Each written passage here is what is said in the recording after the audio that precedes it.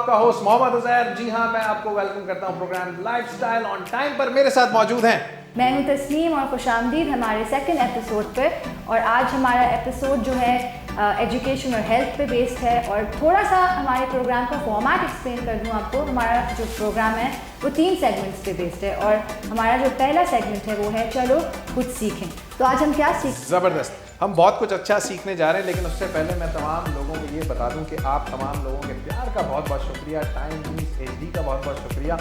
और आप तमाम लोगों से यही गुजारिश करूंगा कि हमारे YouTube के चैनल को सब्सक्राइब करना ना भूलें, क्योंकि जितनी आप हमारी हौसला अफजाई करेंगे उतना अच्छा हम काम करेंगे और आपकी खिदमत में बड़े ज़बरदस्त किस्म के प्रोग्राम पेश करते रहेंगे। तो उसके लिए once again thank you so much. तो जैसा कि तस्नीम ने कहा कि चलो कुछ सीखते हैं। एग्जैक्टली, चलो कुछ सीखते हैं। तो आज हम बहुत कुछ अच्छा आपको सिखाने जा रहे हैं। तो 3 सेगमेंट्स को हमने इसी तरह डिवाइड किया है कि कुछ अच्छा उसके अंदर कुछ कहा जाए, कुछ ऐसी सीख जो आप तक पहुंचाई जाए कि जिसको आप सीख कर जी हाँ कुछ अच्छा ही सीखें और लोगों को और मज़ीद आगे बढ़ाएं। तो बताएं आज हम क्या सीखने जा रहे हैं। चले, आज हम जो पहला सबसे इम्पोर्टेंट टॉपिक जो हर किसी की ज़िंदगी पे मतलब आई थिंक सबसे ज़्यादा अहमियत रखता है, वो कहते हैं ना जान है तो जहान है। तो आज जो है आपसे मैं कुछ सवाल करूँगी। बहुत कॉमन सवाल हैं, आम से सवाल हैं, लोगों के दिमाग में अक्सर रहते हैं। अगर आप थोड़ा सा गाइड कर देंगे तो हमारे व्यूअर्स को अपनी लाइफ में हेल्थी आदत जो ना अडॉप्ट करने में आसानी होगी। तो मैं आपसे कुछ बहुत इंपॉर्टेंट क्वेश्चन पूछने जा रही हूँ। हम बहुत सुनते हैं लोगों में हमारी खुराक, हमारी ग़िज़ा वैसी नहीं है जैसी होनी चाहिए। अब हमें कोई ताज़ा चीज़ें मिलती नहीं, हर चीज़ में मिलावट है। एक उम्र पे आके, बल्कि शायद बच्चों में भी हड्डियों का दर्द, कहते हैं ना हड्डियों का दर्द, जोड़ों का दर्द, अक्सर लोग शिकायत करते हैं, चल नहीं सकते, एक्सरसाइज नहीं कर सकते। तो वो एक चीज़ है जिसको कहते हैं विटामिन डी। हाँ, विटामिन डी उसकी यूजुअली हमारे एशियन कंट्रीज़ में औरतों में स्पेशली बहुत कमी रहती है। तो मेरा पहला क्वेश्चन तो ये कि अगर आप लोगों को बताएं कि विटामिन डी होता क्या है और वो क्यों ज़रूरी है हमारे बॉडीज़ में। अच्छा, पहले तो ये बताता चलूँ कि विटामिन डी के हवाले से आपने बहुत अच्छा सवाल किया। और ये जोड़ों का दर्द, हड्डियाँ कमज़ोर होना, तो ये तो माशरे के अंदर बहुत कॉमन सी बात है। तो विटामिन डी बिल्कुल हमें लेना चाहिए, खुराक के ज़रिए भी और सप्लीमेंट्स के ज़रिए भी हम उसे इस्तेमाल कर सकते हैं। लेकिन मैं फ़िलहाल रेकमेंड किसी को नहीं करूँगा कि आप सप्लीमेंट्स की तरफ जाएँ, खुराक पे ही रहें, नेचुरल ग़िज़ा पे ही रहें। तो विटामिन डी बेसिकली हमारी बॉडी के अंदर कैल्शियम एब्जॉर्ब करा रहा है, जिससे हमारी हड्डियाँ बहुत ज़्यादा मजबूत रहती हैं। तो अगर छोटे बच्चों की हम बात करेंगे तो छोटे बच्चों में अगर विटामिन डी की कमी अगर पाई जाती है तो हड्डियाँ बहुत ज़्यादा नरम हो जाती हैं उनकी। तो जब वो ग्रोइंग एज पे आते हैं तो उन्हें बहुत ज़्यादा तकलीफ का सामना करना पड़ता है, जोड़ों में दर्द रहता है। क्योंकि एक तो हमारे माशरे का अलमिया यही है कि हम एक्सरसाइज बच्चों को नहीं करवाते हैं। घर में बच्चे बस स्कूल से घर, घर से स्कूल, एक यही ऐसा ही रूटीन हम रखते हैं जिसमें हम खुराक का भी ख्याल नहीं रखते। तो विटामिन डी लेना बहुत ज़रूरी है। अगर कोई बढ़ती एज के जो नौजवान हैं तो उन्हें भी विटामिन डी की बहुत ज़रूरत है। क्यों? क्योंकि उनकी हड्डियां फिर कमज़ोर होना शुरू हो जाती हैं। तो अगर विटामिन डी ज़िंदगी में नहीं होगा तो हड्डियां हमारी कमज़ोर रहेंगी, बोन्स हमारी बिल्कुल सॉफ्ट और ख़राब रहेंगी। तो ये बात सच है कि विटामिन डी सूरज की रोशनी से भी मिलती है। सो ये अब मैंने सुना है, पता नहीं सच है नहीं, कि Asian country specially Pakistan, India, हम वो कम्प्लेक्शन कॉन्शियस बहुत होते हैं, तो हम धूप में जाने से अवॉइड करते हैं। क्या ये रीज़न है कि इसकी वजह से भी विटामिन डी हमारी बॉडी में कम होता है? एग्जैक्टली, सन एक्सपोजर हमारा बहुत ज़्यादा कम है, क्योंकि हम खुद डरते हैं कि हम बाहर धूप में निकलेंगे तो पता नहीं हमारा रंग काला हो जाएगा या पता नहीं हमारे साथ क्या हो जाएगा। तो जैसे आपने देखा होगा कि बाहर जितने भी ममालिक हैं, जितने भी गोरे हैं, जितने भी अंग्रेज़ हैं, वो देखें अक्सर वो बेशक धूप तलाश कर रहे होते हैं। वो जाके सन बाथ इसलिए ले रहे होते हैं क्योंकि विटामिन डी जो नेचुरली जो धूप से मिलता है उसकी क्या ही बात है, जो खुराक से मिलता है उसकी क्या ही बात है। तो वो बेसिकली ऐसे उसे मेजर करते हैं कि आधा सन पे सारा अपना जो है नज़ला डाल देते हैं कि भाई तब तुमने ही हमें विटामिन डी देना है, और आधा खुराक के सब्जेक्ट पे आ जाते हैं कि वो खुराक से विटामिन डी लेना शुरू करते हैं। तो विटामिन डी ऐसी चीज़ है जो हर इंसान को बिल्कुल लेना चाहिए। अगर नहीं लेंगे तो हार्ट डिजीज़, कोलन कैंसर, बहुत सारी ऐसी बीमारियों से आप फिर बीमारियों में मुब्तला हो जाएंगे। जैसे फ्लू है, फ्लू का शिकार आप बहुत ज़्यादा होते रहेंगे। तो ये तमाम वजूहात हैं कि विटामिन डी की कमी की वजह से पैदा होंगे। तो विटामिन डी बहुत इंपॉर्टेंट है, बहुत ज़्यादा ज़रूरी। तो एक और सवाल ये कि विटामिन डी के जो सप्लीमेंट्स हैं वो तो ईजिली अवेलेबल है। कोई नेचुरल, कोई 2 या 3 ऐसी नेचुरल ग़िज़ा में हम कौन सी चीज़ें शामिल कर सकते हैं जिससे हमें कुदरती तौर पे विटामिन डी। एग्जैक्टली बहुत सारे ऐसे डेयरी प्रोडक्ट्स हैं जिसमें विटामिन डी अवेलेबल है। ऑरेंज के अंदर मौजूद है, लिवर के अंदर मौजूद है, बीफ के अंदर मौजूद है, सीरियल्स के अंदर मौजूद है। तो ये तमाम चीज़ें अगर आप अपने खानों में शामिल करेंगे तो आपको विटामिन डी बिल्कुल मिलता रहेगा।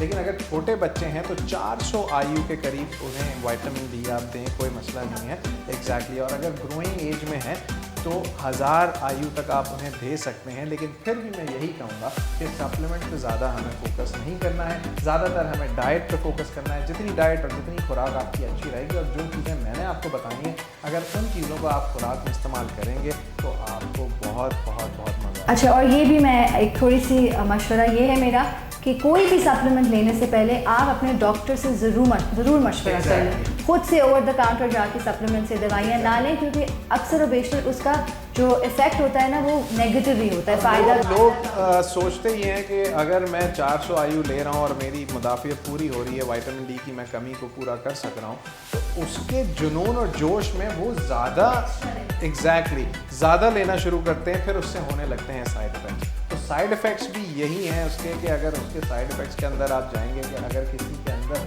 वैसे तो ये भी कहा जाता है कि विटामिन डी एक ऐसा मिथ इन्होंने बना दिया है कि विटामिन डी की अगर एक्स्ट्रा डोजेज ली जाए दिन के अंदर, जैसे 4 गुना ज़्यादा लिया जाए, तो क्या उससे हम बीमार हो जाएंगे? तो ये भी एक गलत बात है। ये भी मैं बता दूं कि नहीं, नुकसान नहीं है। कि अगर एक्चुअल डोजेज उसकी सिंगल डोजेज है जो कि 400 आयु, और अगर कोई 4 गुना ज़्यादा भी लेना चाहता है तो भी ले सकता है, इसमें कोई बुराई नहीं है। तो अगर उससे ज़्यादा एक्सीड करेंगे तो जाहिर बात है फिर वो ज़्यादा साइड इफ़ेक्ट्स आना शुरू हो जाएंगे।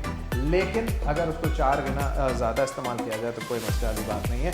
और सप्लीमेंट्स अगर ले रहे हैं तो आप मुझे मैसेज कर सकते हैं, मुझसे रब्ता कर सकते हैं। मैं आपको अच्छी गाइडलाइन दूँगा। और भी न्यूट्रिशनिस्ट मौजूद हैं, और भी डाइटिशियन मौजूद हैं, और भी डॉक्टर्स मौजूद हैं। तो जाके किसी से भी पता करें, इंशाल्लाह आपको वो गलत गाइडेंस नहीं। तो आपके अगर जोड़ों में दर्द है, आपको हड्डियों में दर्द हो रही, कमज़ोरी महसूस हो रही, थकावट महसूस हो रही, पहला स्टेप है आप किसी डॉक्टर के पास जाएँ। आप एक सिंपल सा ब्लड टेस्ट कराएं, उसमें आपके विटामिन डी लेवल्स का आपको पता चल जाएगा। अगर वो कम है जो नॉर्मल होने, उसके बाद दोबारा डॉक्टर से मशवरा करें। उसी के बाद आप कोई भी ओवर द काउंटर सप्लीमेंट्स का इस्तेमाल करें। ये तो हो गई विटामिन डी की बात। अच्छा, एक और सवाल आपसे, माइक्रोवेव। हमारी ज़िंदगी इतनी तेज़ रफ्तार पे चल रही है, अब वक्त नहीं है कि वो चूल्हों पे खाना गर्म किया जाए। हर चीज़ इंस्टेंट हो गई, instant coffee, instant T, instant noodles, और माइक्रोवेव हम बहुत ज़्यादा इस्तेमाल करते हैं। जल्दी सिर्फ हमें ये बता दें कि क्या माइक्रोवेव इस्तेमाल करना ठीक है, और अगर है तो क्यों, और अगर नहीं है तो क्या बीमारियां हो सकती हैं माइक्रोवेव के एक्सेसिव इस्तेमाल से? माइक्रोवेव, पहले तो ये बता दूं आपको, किसी हवाले से कोई नुकसान नहीं पहुंचा रहा है अगर आप इस्तेमाल करते हैं। अलबत्ता एक इलेक्ट्रोमैग्नेटिक वेव ऐसी जनरेट करता है कि जिससे आपको कोई शॉक लग सकता है। जैसे अगर आपके पास सेल फोन है तो उसे कोलाइड करके वो आपको एक और शॉक लग सकता है उससे भी। तो आप अगर माइक्रोवेव इस्तेमाल कर रहे हैं तो आप थोड़ा सा दूर रहें उससे, और सेल फोन जेब में ना रखें। पहली बात तो ये है। देखिए, खाना अगर आपका गर्म होता है या आपका पानी अगर गर्म होता है तो वो कैसे होता है? जब माइक्रोवेव के अंदर आप कोई चीज़ गर्म करने के लिए डालते हैं तो बेसिकली वो बहुत ज़्यादा गर्मी अंदर पैदा हो रही होती है, जिससे पानी का है वो सरफेस इतना बढ़ जाता है कि उससे आपका खाना मूव होना शुरू हो जाता है माइक्रोवेव के अंदर, जो कॉज करता है आपका खाना गर्म करता है और जो मदद करता है आपका खाना गर्म करने में। तो खाना आप बिल्कुल बेशक गर्म करें, जब भी माइक्रोवेव इस्तेमाल करें तो उससे थोड़ा सा दूर रह सकते हैं। सिर्फ और सिर्फ इलेक्ट्रोमैग्नेटिक जो पल्सेस हैं, जो एनर्जी है, उसकी वजह से। बाकी माइक्रोवेव आप इस्तेमाल कर सकते हैं, कोई मसला नहीं। तो और माइक्रोवेव इस्तेमाल करने का एक और मैंने सुना है कि उसके ऊपर अगर कवर कर दें खाने को तो वो थोड़ा वो मदद करता है प्रोटेक्ट करने में। देखें, खाना अगर गर्म हो रहा है और उसके ऊपर अगर कोई चीज़ आपने रख दी है तो उससे कोई इलेक्ट्रोमैग्नेटिक फील्ड का कोई ताल्लुक नहीं है। वो सिर्फ गर्मी, जो गर्माइश है कि खाना आधा ठंडा गर्म ना रह जाए और ज़्यादा हमें ओवर हीट करना ना पड़े। अगर खाना आप माइक्रोवेव में ओवर हीट करेंगे तो खाने के जो न्यूट्रिएंट्स हैं वो ख़राब होना शुरू हो जाएंगे, वो कम होना शुरू हो जाएंगे। तो इसलिए अगर खाना आपने सही तरीके से माइक्रोवेव में गर्म करना है तो उसे ऊपर से आपने ढक देना है ताकि इंटायर यानी तमाम जो खाना है आपका वो आसानी से गर्म हो जाए और जो उसके न्यूट्रिएंट्स हैं वो भी बरकरार रहें और आप अच्छा खाना खाएं। वैसे तो कोशिश करें कि पुराने ज़माने की तरह थोड़ा सा चूल्हा ही इस्तेमाल करने, थोड़ा वक्त लगता है लेकिन बेहतर है। जो जितने नेचुरल चीज़ें हम करें वो इन द लॉन्ग रन लंबे अरसे के लिए हमारे लिए बेहतर है। एक और सवाल, अब हर किसी को पतला होना और जल्दी जल्दी पतला होना, लेकिन ये सोडा और शुगर, इतनी मीठी जो बेवरेजेस होती हैं, कोक वगैरह, तो ये बहुत मशहूर है कि वो एक्स्ट्रा चीज़ पिज़्ज़ा और एक डाइट कोक, तो डाइट कोक पीने से ये सुनने में आया है कि वज़न नहीं बढ़ता, तो ये सच है? ये एक बहुत आपने अच्छी बात कही और अच्छा सवाल किया। इसके हवाले से तो एक बड़ी लंबी दास्तान है मेरे पास जो मैं कर सकता हूँ, लेकिन इसको शॉर्ट यही करूँगा कि जितनी भी डाइट सोडाज़ हैं जो क्लेम करती हैं हम डाइट सोडाज़ हैं, वो आप ना पिएं, उससे आपका वेट गेन ही होगा, आपका जी हाँ वेट में इजाफा ही होगा, कमी नहीं आएगी। तो अगर कोई ये कहता है कि डाइट सोडा पीने से मुझे कैंसर होगा, तो नहीं, ऐसी कोई बात नहीं, ये सारी अफवाहें हैं। हाँ, अगर कोई ये कहेगा कि डाइट सोडा पीने से मुझे डायबिटीज़ हो जाएगी, तो मैं कहूँगा हाँ शायद हो सकती है। उसकी वजह ये है कि it's all made by chemicals. तो शुगरी केमिकल्स, जो टेस्ट आता है एक शुगर का, बेसिकली शुगर नहीं होती, लेकिन कुछ केमिकल्स ऐसे होते हैं जो हमें यूज़ नहीं करने चाहिए, जो आई think they don't use saccharin, they use something else. तो डोंट यूज़ डाइट सोडास। इससे अच्छा चीनी का इस्तेमाल कर लें। अगर बहुत शौक है आपको कोई चीज़ मीठा पीना है तो आप चीनी का इस्तेमाल कर लें, लेकिन डाइट सोडा का इस्तेमाल। अच्छा, बहुत अच्छी बात है चीनी का इस्तेमाल। हमारे खानों में और पाकिस्तानी खानों में हमारा कोई खाना मीठे के बगैर तो नहीं पूरा होता, मीठा तो बनता है हर खाने के बाद। और बेसिकली जो डाइट सोडास है उसमें आर्टिफिशियल स्वीटनर बेसिकली डलता है। वही मेरा अगला सवाल आपसे ये था कि चीनी का इस्तेमाल बहुत ज़्यादा होता है हर चीज़ में। आर्टिफिशियल स्वीटनर का इस्तेमाल ना किया जाए। नहीं तो फिर उस मेरा क्वेश्चन ये था कि अगर चीनी नहीं तो नेचुरल और कौन सी शुगर की फॉर्म्स हैं जो हम चीनी के बजाय इस्तेमाल करें, अगर जो इजीली अवेलेबल है? ये जो प्रोडक्ट्स आती हैं जिनमें लिखा होता है ज़ीरो शुगर, ठीक है ना, जैसे सुकराल वगैरह है, तो ये तमाम चीज़ें आप कैंड्रिल इस्तेमाल कर लें, सुकराल इस्तेमाल कर लें, चाय के अंदर भी आप इन्हीं चीज़ों का इस्तेमाल करें ताकि आप जो मिठास चाहते हैं वो भी आपको मिले और कैलोरीज भी उनमें ना हो और शुगर भी ना हो, तो आप अच्छे से ज़िंदगी बसर कर सकते हैं, कोई मसला नहीं। और कोई डायबिटिक पेशेंट है तो वो भी इन चीज़ों का इस्तेमाल कर सकता है, इसमें कोई मसला नहीं। अच्छा, हम ब्राउन शुगर या हनी यूज़ वो बेहतर है चीनी से? There is no such thing called as like you know कि जिसमें शुगर ना हो, तो लें लेकिन कम मिकदार में लें।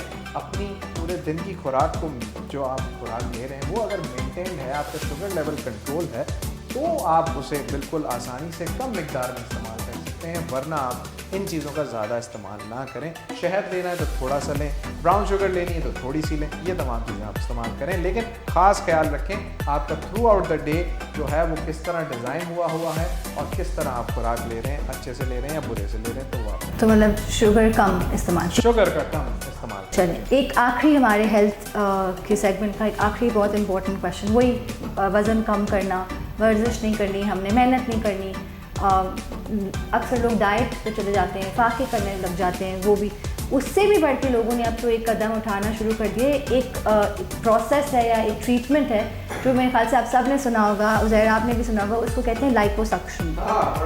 तो ये लाइपोसक्शन अब बहुत इजीली कॉमनली हर सेकंड ब्यूटी क्लिनिक या एस्थेटिशियंस कर रहे हैं, तो ये लाइपोसक्शन सेफ है और ये है क्या लाइपोसक्शन? देखें, बहुत अच्छा सवाल, ये भी, इस पे भी बड़ी बहस हो सकती है और आप सवाल ही कुछ ऐसे कर रही हैं कि मुझे जल्दी जल्दी जवाब देना पड़ रहा है ताकि कम वक्त में अच्छी इन्फॉर्मेशन लोगों तक पहुँचे। Liposuction is a process, it's a process of when you getting your fat removed. आपका फैट आप बॉडी से ख़त्म करवा रहे हैं, वो फैट जो लटक रहा है, चर्बी लटक रही है, आप ओवरवेटेड है।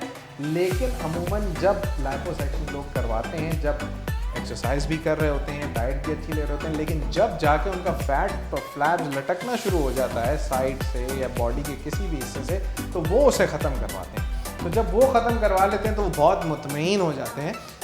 इट्स अ प्रोसेस जिसमें लेज़र इस्तेमाल होती है और फिर उसके ज़रिए आपको 5 से 6 सिटिंग्स के अंदर ये जाके फिर ख़त्म होता है फैट आपका। जब फैट ये ख़त्म होता है तो लोग समझते हैं कि अब हम बिल्कुल फिट हो गए हैं, लेकिन फिर ये फैट बढ़ जाता है, फिर लोग खाना खाना शुरू कर देते हैं और फिर लोग ओवर ईटिंग करना शुरू कर देते हैं और फिर से वो फैट आ जाता है। तो लाइपोसक्शन अगर करवाएं तो इस चीज़ का ख्याल रखें कि आप उसे मेंटेन कर सकें, अपनी लाइफस्टाइल को भी मेंटेन कर सकें, एक्सरसाइजेज भी करते रहें और डाइट का भी ख्याल रखें, तब जाके ये प्रोसेस कामयाब होगा, वरना ये प्रोसेस आपका कामयाब नहीं। और फिर दोबारा से अगर ऐसी कोई भी ट्रीटमेंट करवानी है तो आप ये ज़रूर अब इत्मीनान कर लें, मुतमईन होकर कि आप किसी एक्सपर्ट के पास जा रहे हैं, क्योंकि आजकल हर दूसरी क्लिनिक पे इस तरह के ट्रीटमेंट्स हो रहे हैं। Thank you so much Uzair, इतनी सारी अच्छी बातें हमने सीखी और हमारी सेहत के और हेल्थ के बहुत सारे सवालों के जवाब आपने दिए। अब हम रेडी हैं हमारे अगले सेगमेंट के लिए, उसमें हम कराएंगे एक बहुत स्पेशल गेस्ट से आपकी मुलाकात। तो मिलते हैं एक छोटे से वक्फे के बाद।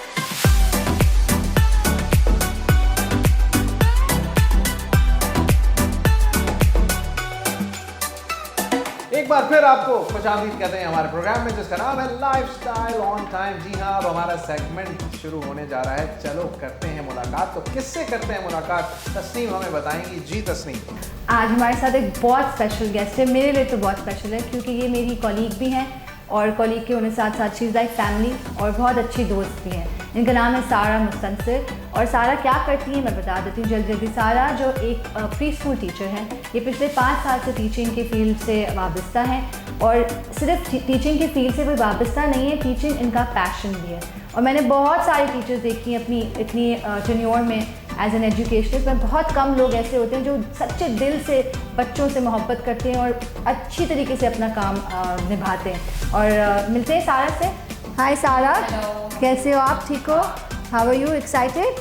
पहले तो आपको शो में हम खुशामदीद कहते हैं और बहुत सारे सवालात हैं जो तस्नीम आपसे पूछना चाहती हैं और मैं पूछना चाहता हूँ, तो आगाज़ करते हैं। सारा, सबसे मैंने बता तो दिया कि 5 साल से टीचिंग कर रही हो आप। मुझे जल्दी जल्दी ये बताओ कि वाई टीचिंग क्यों?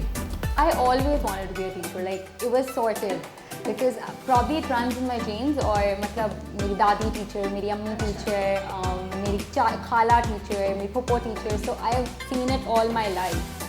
So like it was always sorted कि नहीं बनना है तो टीचर ही बनना है. Like I mean everybody knew, all my friends knew, and they used to tell me कि हाँ तुम तो टीचर ही बनोगे, तुम्हारा तो sorted. I was like अच्छा. But then eventually it happened, and then you know I just started, and then I just enjoyed so much कि फिर it was हाँ, अब रुकना नहीं है। हाँ, और 5 साल से कर रही हो टीचिंग। सारा, कौन से एज ग्रुप के बच्चों को पढ़ाती हो आप? आपके बच्चे कितने बड़े हैं? Okay, so previously I was kindergarten teacher, तो वो 4.5 to 5.5, and currently I'm a pre-kindergarten teacher, which is nursery of course, और तो उसका एज ग्रुप होता है 3.5 to 4.5।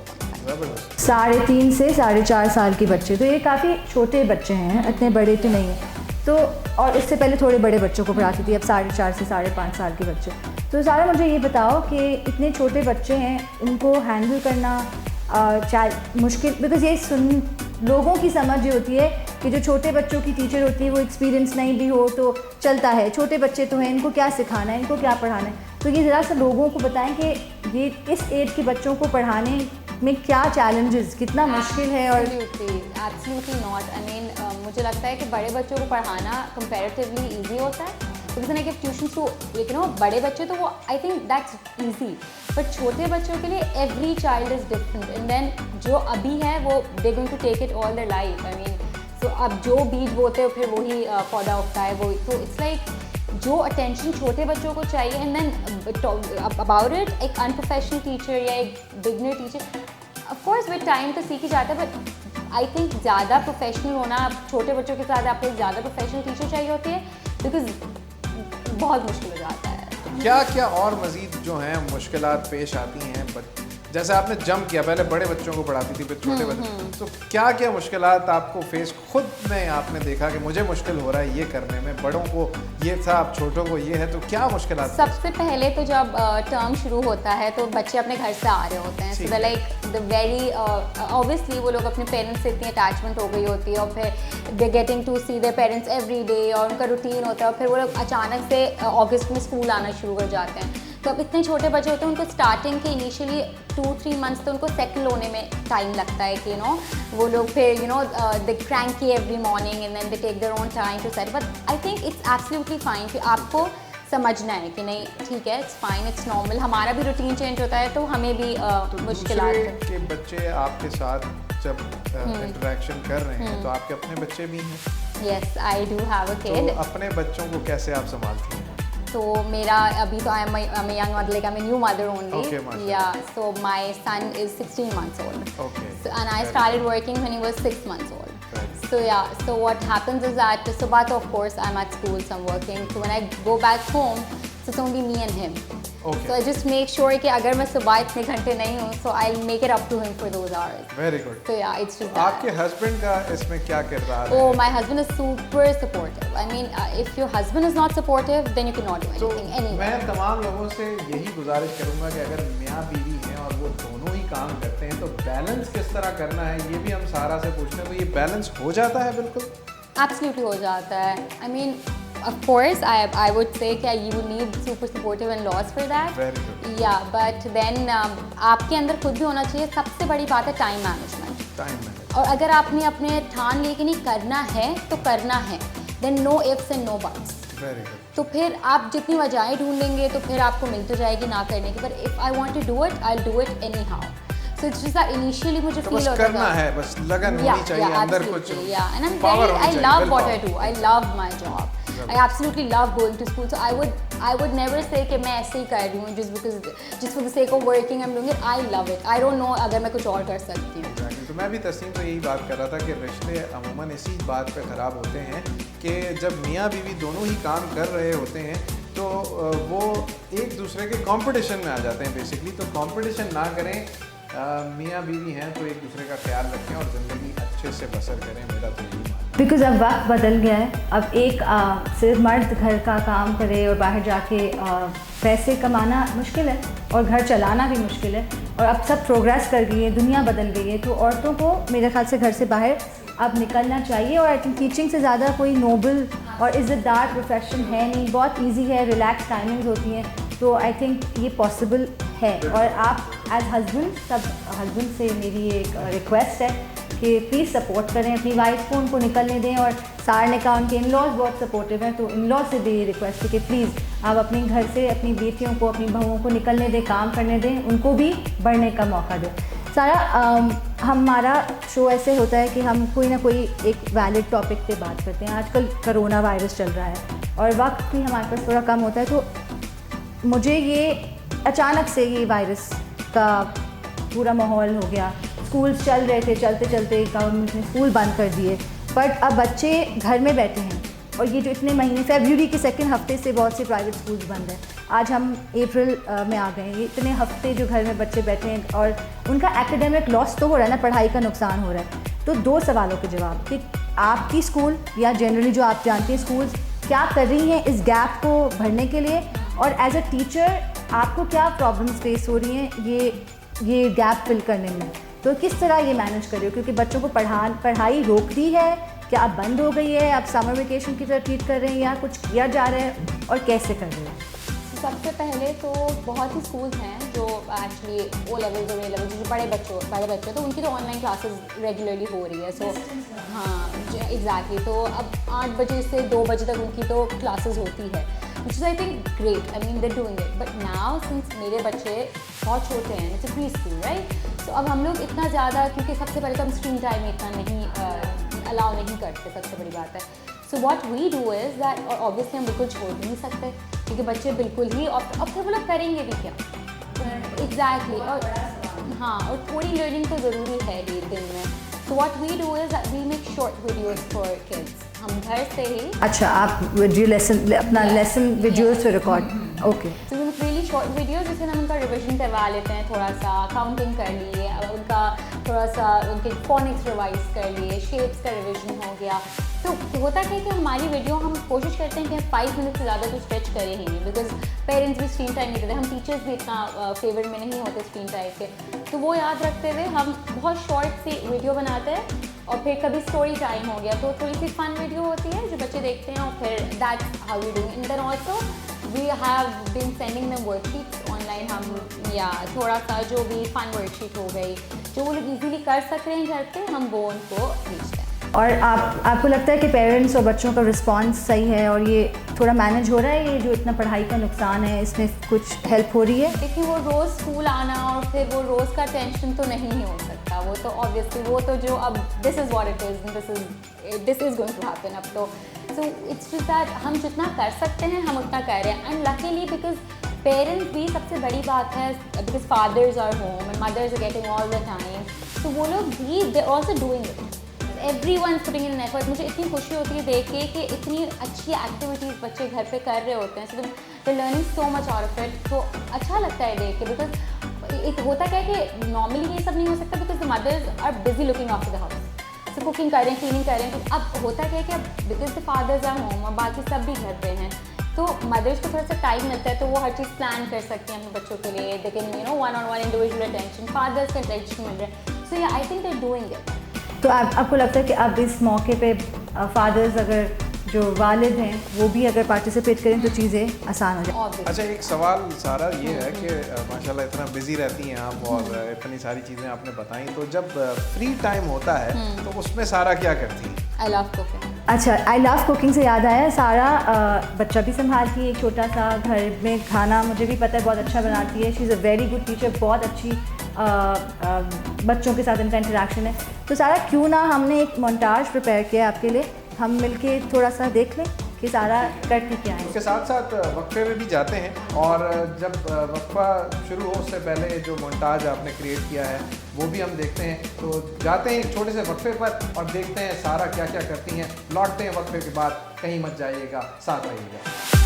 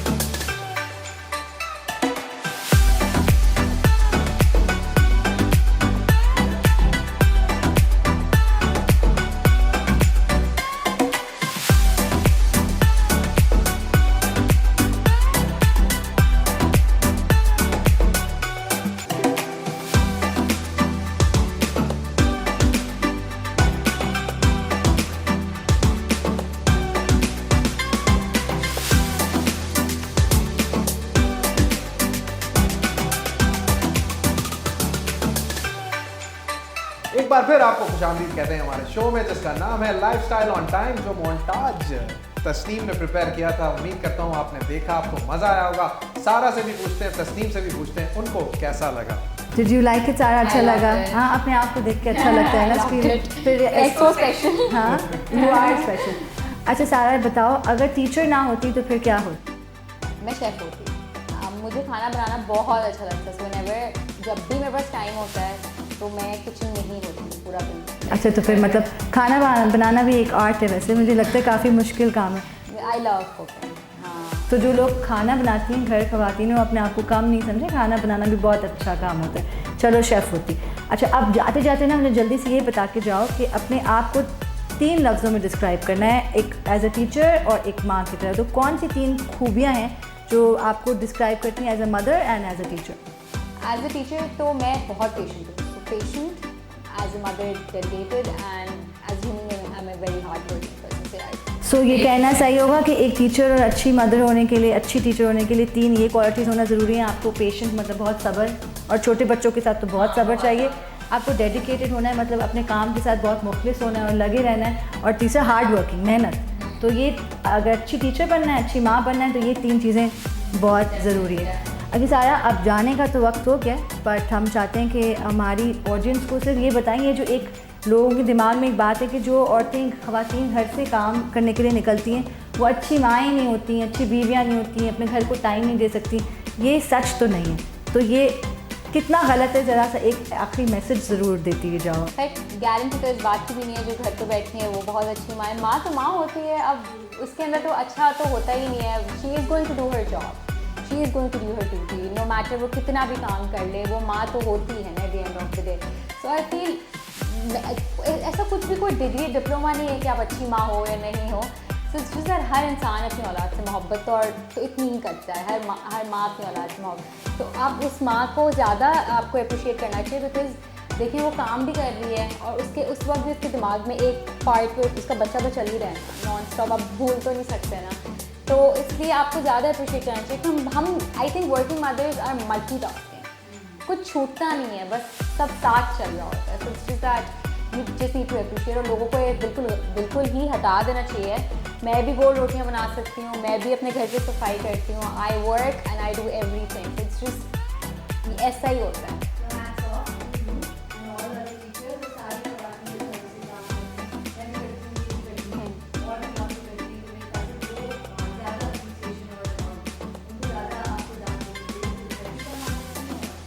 अच्छा, वैसे एक बात है कि मर्द भी अच्छा खाना बनाते हैं। मर्द बेहतरीन खाना बनाते हैं वैसे। बेहतरीन खाना बनाते हैं। तो जितने भी मर्द हजरात हैं उनके हाथ का अगर मैंने खाना खाया है तो हैट्स ऑफ, बहुत बहुत मज़ेदार खाना बनता है और बहुत मज़ेदार खाना होता है। तो नहीं, तो इसका मतलब ये सॉरी कि फिर जो ख़वातीन घर से काम करने के लिए निकलती हैं तो वो बच्चे संभालें और खाना जो है ना उनके हस्बैंड बनाएं। इसमें भी कोई मसला नहीं है, ये भी होना चाहिए, ये भी रूटीन इंसान को मिलकर करें और मिल के एक साथ एक होकर ये तमाम काम अंजाम दे सकते हैं। कोई कंपटीशन ना करें, एक दूसरे का साथ दें और अच्छे से अपनी ज़िंदगी बसर करें। ओके, सो इसी के साथ सारा थैंक यू सो मच हमारे शो में आई और इतना टाइम निकाला अपने कीमती वक्त से। हो मज़ा आया हो? हमें बहुत मज़ा आया, थैंक यू सो मच। मैं तहे दिल से शुक्रगुजार हूँ कि आप हमारे शो में आई और हमारे व्यूअर्स को कुछ अच्छा बताया। तो हमारा एक तीसरा सेगमेंट भी है, तो तस्नीम उसके हवाले से बताएंगी। बस अब सारा के जाने के बाद हम अपना तीसरा सेगमेंट अनाउंस करते हैं एक छोटी सी ब्रेक के बाद।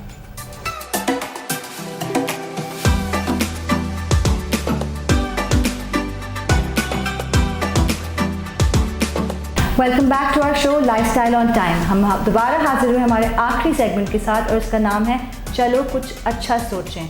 तो हम अब क्या अच्छा सोचने जा रहे हैं? बहुत एक दुख की बात भी है जिसमें मैं आपसे शेयर करना चाहता हूँ। और अभी हम रास्ते से आ रहे थे तो हमने देखा भी, जो मास्क वगैरह हम इस्तेमाल करते हैं, जो ग्लव्स हम इस्तेमाल करते हैं, वो रोडों पे फेंके जा रहे हैं, गार्बेज कैंस का इस्तेमाल नहीं किया जा रहा। तो क्या ये हम अच्छाई की तरफ जा रहे हैं? बिल्कुल भी नहीं। तो आप तमाम लोगों से यही गुजारिश है कि जो भी डिस्पोज करने के जो प्रोडक्ट्स हों, जो भी वेस्टेज प्रोडक्ट्स हों, उसे आप गार्बेज कैन में ही डालें। ये मास्क हैं, ये जो ग्लव्स हैं, ये भी अगर आप रोड पे फेंकेंगे तो ये भी गंदगी ही फैलाएंगे हमारे माशरे में और इससे गंदगी और मज़ीद बढ़ेगी। तो आज की अच्छी बात के साथ मैं प्रोग्राम को अपने इख्तिताम पे ले जाना चाहता हूँ और तस्नीम से भी ये कहना चाहता हूँ कि जाते जाते कोई एक ऐसी बात व्यूअर्स के लिए जो अच्छी हो। तो अच्छा सोचें। तो हमने मास्क डिस्पोजल की बात की कि रास्तों में हम फेंक रहे हैं। एक तस्वीर है जो मैं चाहती हूँ हमारे व्यूअर्स देखें, उस तस्वीर को देखते हैं और उसके बाद कुछ वाकई सोचते हैं। तो आइए देखें।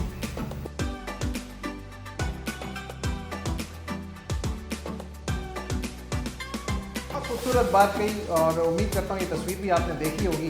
तो इसके साथ हम प्रोग्राम को अपने बाय बाय कहते हैं और मिलते हैं आपसे अगले हफ्ते इस उम्मीद के साथ कि आप हमारे साथ रहेंगे। उम्मीद करता हूँ आपको हमारा शो बहुत पसंद आ रहा होगा और हमारे चैनल जो यूट्यूब का चैनल है लाइफस्टाइल ऑन टाइम, शो को भी आपने देखना है, चैनल को भी सब्सक्राइब करना है और दूसरों तक भी ये बात आपने पहुंचानी है। तो अपना बहुत ख्याल रखिएगा। जज़ाकल्लाह खैर। पाकिस्तान जिंदाबाद।